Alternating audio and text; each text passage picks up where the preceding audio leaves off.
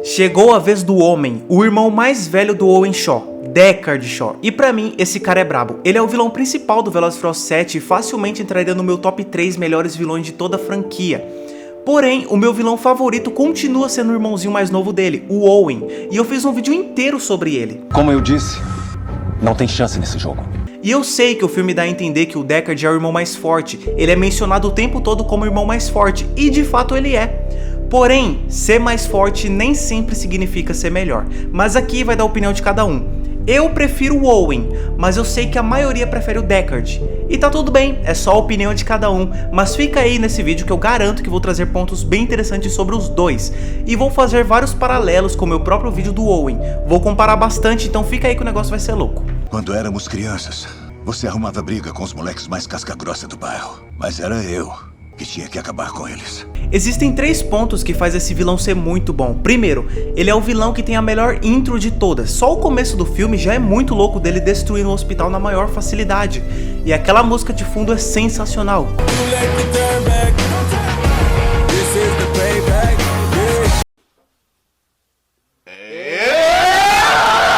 Segundo, além dele ter a melhor intro, ele também é o vilão mais hypado da franquia toda, pois ele é o único que aparece numa cena pós-crédito. Lá no pós-crédito do Velozes e Furiosos 6, ele aparece matando o Han, o que já cria um hype muito legal pra ele. E o terceiro e o principal ponto é que ele é o vilão mais impactante da franquia em questão de feitos. Porque ele foi o responsável por eliminar o Han, quebrar o braço do Hobbs e destruir a casa do Toretto. E quase matar todo mundo numa tacada só. E detalhe, tudo isso em menos de 30 minutos de filme. E sim, eu contei. Dominique Toretto? Você não me conhece. Mas vai conhecer. Mas por que ainda assim eu prefiro o Owen, sendo que o Deckard Shaw é muito mais impactante no geral? É por várias razões. Porque é o seguinte...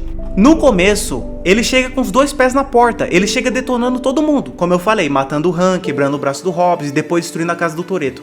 O problema começa depois dos 30 minutos, porque até os 30 minutos ele é o melhor de todos. Porém, depois disso o filme começa a focar na trama do Olho de Deus, começa a focar no Senhor Ninguém, começa a focar na Ramsey, porque ela criou o Olho de Deus, começa a focar no Mose Jacandi.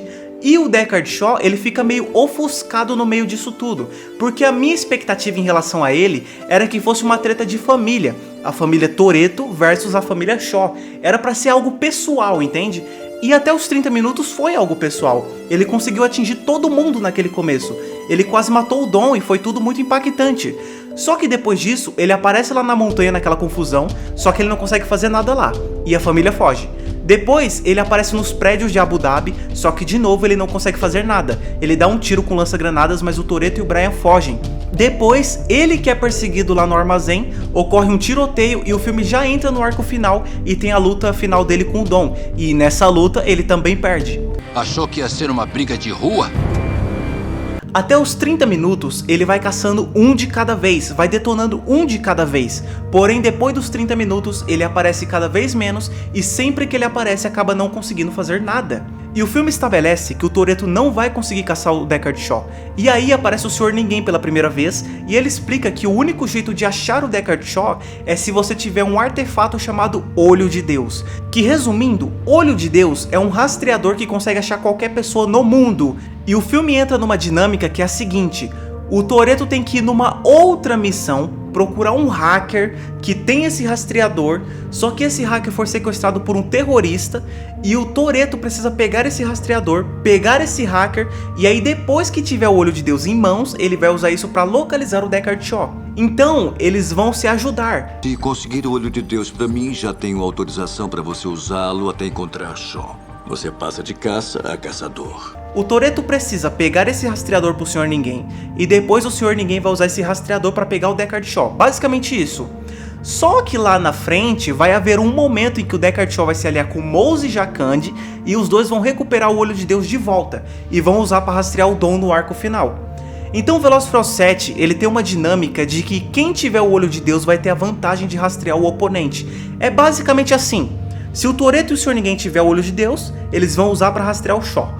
Se o Deckard Shaw e o Mose Jakandi tiverem o Olho de Deus, eles vão usar para rastrear o Dom. Então é uma briga para ver quem consegue ficar com esse rastreador primeiro. E esse rolê todo do Olho de Deus é uma parada interessante, mas eu sinceramente prefiro a dinâmica do Velozes e Furiosos 6. O contexto do Velozes e Furiosos 6 é mais interessante, principalmente pro vilão. Porque lá no Velozes e Furiosos 6 é basicamente duas equipes escondidas e uma tentando localizar a outra na raça, sem esse negócio de ter um rastreador que pode localizar qualquer pessoa. No 6 não tem isso, o negócio é na raça. Lá no Velozes e Furiosos 6 os caras têm que se virar para tentar localizar o Owen Shaw. E é legal, porque se as duas equipes estão escondidas, isso faz prevalecer a questão da estratégia. Por exemplo, depois daquela treta no QG da Interpol, onde a equipe do Dom sai derrotada, como é que eles fazem para localizar o Owen Shaw? Eles estudam. O Owen Shaw estava usando um carro de Fórmula 1 tunado, e aí eles pensam o seguinte: descobrimos que estão usando motores especiais. Vocês ouviram o ronco daquela máquina do Shaw? Transmissão sequencial. Suspensão hidráulica. Ou suspensão magnética. Oficinas de tunagem não dão conta disso. Temos que investigar mais. E a partir daqui, eles vão investigar e vão atrás de um cara específico que poderia tunar um carro daquele. Se acharmos o cara que construiu aquele carro, pegamos o Shaw. Ou, por exemplo, quando a Letty der um tiro no Dom, o Brian, que é um ex-policial, percebe que aquele projétil vem de uma pistola russa. Isso aí que você tá olhando é um projétil Spitzer calibre 5,45 por 18 milímetros. Eu fui policial há muitos anos, alguns hábitos não somem. Vamos procurar uma pistola. E a partir daí, eles vão atrás da origem da arma. Me disseram que se eu quisesse uma pistola russa, era só falar com você. Ou, por exemplo, quando teve a treta da Interpol e as câmeras de segurança estavam desativadas. Aí eles foram lá investigar e pegaram acesso a todas as câmeras da cidade. Ou seja, toda essa investigação, aqui no 6, era tudo feito na raça. Eles tinham que partir de algum ponto. Seja investigando a hidráulica do carro de Fórmula 1, ou procurando a origem de uma pistola russa. Eles tinham que se virar para tentar chegar perto do Owen Shaw. E toda essa investigação eu achava muito legal. Coisa que no 7, isso é praticamente inexistente. Porque não importa o que tu faça, o Olho de Deus vai sempre te achar. Então basicamente aqui no Velozes e Furiosos 7 entra numa dinâmica de pega-pega para ver quem consegue pegar o Olho de Deus primeiro. Se o Olho de Deus existisse no Velozes e Furiosos 6, o filme acabaria em 5 minutos, porque o Owen Shaw não teria como se esconder desse rastreador. E toda aquela investigação das equipes, que eu acho muito legal, praticamente nem existiria. Então eu prefiro o Owen Shaw não só por causa do vilão, e sim por causa do contexto também. E por falar em contexto, o negócio é o seguinte: no 6, o vilão principal e o foco principal do filme é pegar o Owen Shaw. Eu sei que o Dom também queria fazer a Letty recuperar a memória e tudo mais, mas o foco principal sempre foi pegar o Shaw, e a Letty era uma coisa secundária. Já aqui no 7, o Deckard Shaw é o vilão principal, só que eu tenho a sensação que ele vira um personagem secundário no decorrer do filme. Sério mesmo, porque assim, ó, no começo ele é brabo, ele chega batendo de frente com todo mundo, só que no meio do filme, o filme introduz um novo vilão, e aí eu acho que o Deckard Shaw fica meio ofuscado, porque o filme introduz o Mose Jakandi, e aí com dois vilões eu tenho a sensação que o Deckard Shaw fica desfocado. Porque aquela treta da montanha, por exemplo, aquela treta toda é referente ao Mose Jakandi. Porque aquele exército é dele, as armas são dele, foi ele que sequestrou a Ramsey, e o Deckard Shaw, ele vira um intruso. Ele se intromete na situação que não tinha nada a ver com ele acaba nem conseguindo fazer nada ali, e nos prédios de Abu Dhabi a mesma coisa acontece. Ele se intromete de novo e não consegue fazer nada. Eu sinto que colocar dois vilões fez o Deckard Shaw ficar um pouco desfocado. Tipo, tudo aquilo que ele fez no começo, ele não vai conseguir fazer nada parecido no restante do filme todo. Tipo, analisando os dois filmes, o Velozes e Furiosos 6 e o 7, dá pra ver que o Deckard Shaw é mais forte do que o irmãozinho mais novo dele? Sim, dá pra ver. Tipo, em questão de atingir a família do Dom, o Owen Shaw atingiu muito menos. Tipo, ele só conseguiu sequestrar a Mia e ele conseguiu matar a Gisele, entre aspas. Porque, tipo, a Gisele, ela se sacrificou. Tipo, nem foi ele que matou, entendeu? Mas eu vou considerar porque foi no arco dele, no filme dele, etc. Já o Deckard Shaw, ele foi muito mais impactante, pois ele chegou matando o Han, detonando o braço do Hobbs e até explodindo a casa do Toretto. Então sim, o Deckard Shaw é mais forte que o Owen Shaw. Agora, em questão de estratégia, o Owen Shaw, ele ficou um passo à frente do Toretto o filme todo. O Owen Shaw praticamente brincou com a equipe do Toretto o filme todo. Na treta da Interpol, ele teve um passo à frente. Ele atraiu a gente aqui pra atacar o QG da Interpol. Isso tudo é uma armação. Na treta do tanque, ele esteve um passo à frente. Shaw não vai atacar a base. Ele vai atacar o comboio. No final, o cara tava preso, numa cela fechada, todo mundo comemorando porque tinham recuperado o chip e o cara tava preso. E mesmo assim, adivinha, ele tava um passo na frente. Por que não liga pra Mia? Mia! Sim, ele tinha mandado o restante da equipe dele sequestrar a Mia. Mano, o cara colocou o Toretto na roda. Ele brincou com todo mundo como se fosse marionete. E o filme deixa nítido o quão genial ele é. O único jeito de se aproximar do Shaw é se ele quiser. E tipo, vendo o Velozes e Furiosos 6, eu sinceramente fico com a impressão de que esse cara merecia ter vencido. E por causa desse filme eu comecei a gostar muito desse vilão. Como eu disse, não tem chance nesse jogo. E toda essa questão de estar passos à frente do Dom é uma coisa que eu não consegui ver tanto no Deckard Shaw. Tipo, a forma que o filme fez ele ficar melhor do que o irmãozinho dele foi de forma prática e direta, tipo matando o Han ou coisa do tipo. Mas em questão de estratégia e de estar passos à frente do Toretto, o filme mostrou muito pouco. Porque o Velozes e Furiosos 7, ele é muito mais direto e não tem tanto essa questão de investigação e de estratégia, e nem a questão de se esconder, porque o olho de Deus já consegue te achar em qualquer lugar. Só teve um momento no filme que eu olhei e pensei, pô, aqui sim ele foi genial, que foi quando eles foram caçar ele lá no armazém. Porque tipo, ele já sabia que iam atrás dele, usando o olho de Deus, só que ele usou isso a seu favor.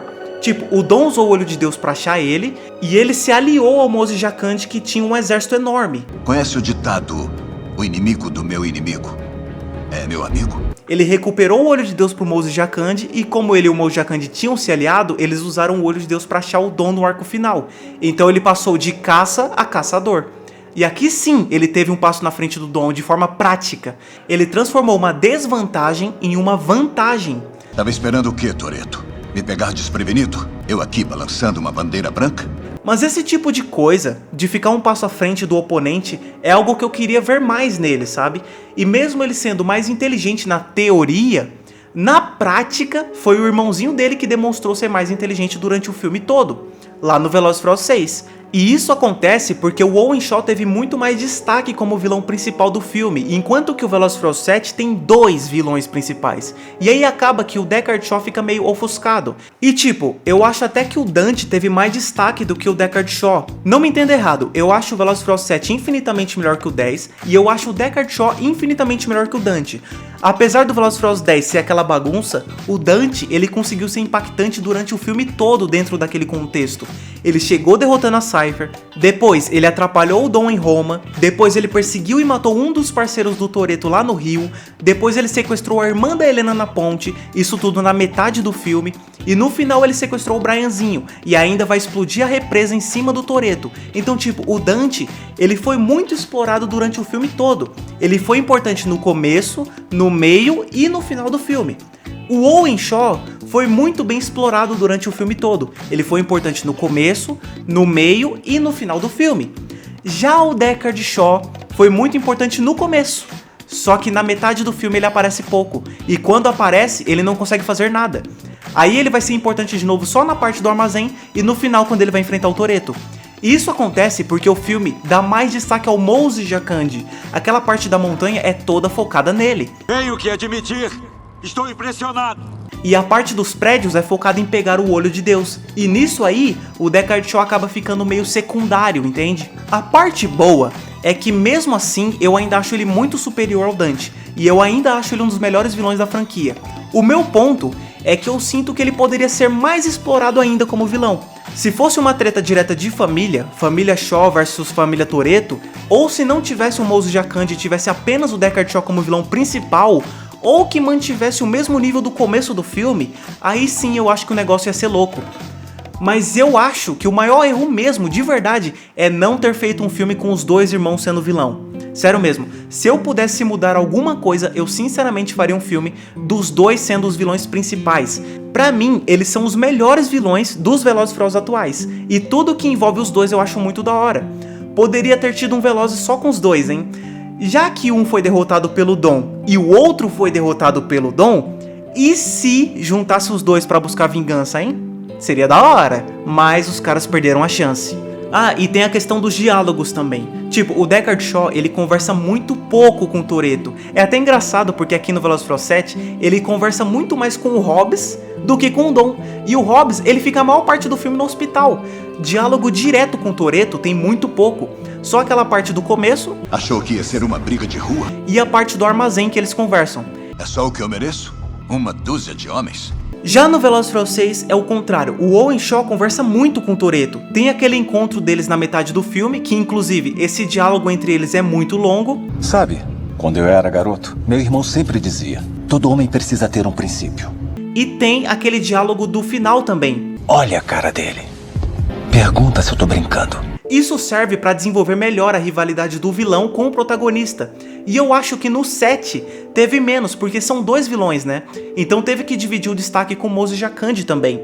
Não sei o que vocês pensam, mas eu acho que seria muito mais interessante deixar tanto Moses Jakandi quanto o Olho de Deus para um outro filme. Mas é isso aí, de forma inteligente e estratégica, e de estar passos à frente do adversário, e de montar uma equipe muito bem qualificada para bater de frente, o Owen Shaw mostrou muito mais.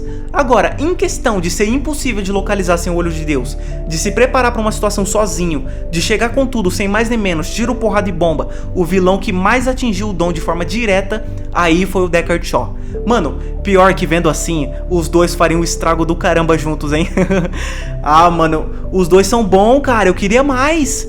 Pelo menos o Deckard Shaw ainda tá por aí, né? Beleza que ele ficou bonzinho, mas pelo menos ele tá por aí. Mas é isso aí, me fala qual dos dois você prefere. Eu acho que a maioria prefere o Deckard Shaw, o que tá tudo bem, porque o cara é bom pra caramba. Tanto é que eu queria que o filme desse mais destaque pra ele. Mas é isso aí, valeu por ter acompanhado e até a próxima. Acho que sempre soube que você ia acabar assim, mesmo com tudo que eu ensinei a você. Agora descansa, irmão. Eu resolvo esse lance pra você.